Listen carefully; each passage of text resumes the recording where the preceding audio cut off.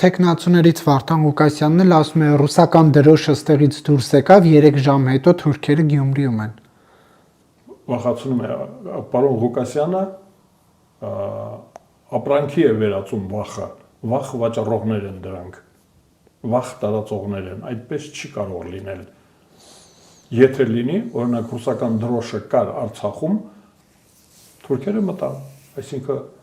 1918 թվականին ռուսական դրոշը կար, բայց հասան թուրքերը Սարդարապատ։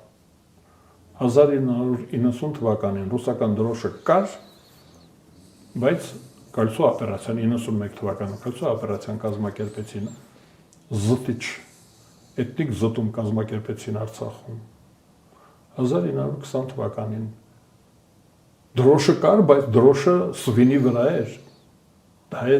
տարբերությունը։ Դրոշը կա, այո, բայց դա սվինի 11-րդ բանակն է, 7-րդ բանակն է, 4-րդ բանակն է, որ նվաճում է Հայաստանը թուրքերի հետ միասին։ Օրինակ, Ղար Սարդարանը հանձնեցին թուրքերին Օսմանյան, հետ Օսմանյան, 18 թվականին օսմանցիներին, հետո էլ հանրապետական Թուրքիային, իսկ բոլորովին վերջերս 3 առաջի օրը Արցախը հանձնեցին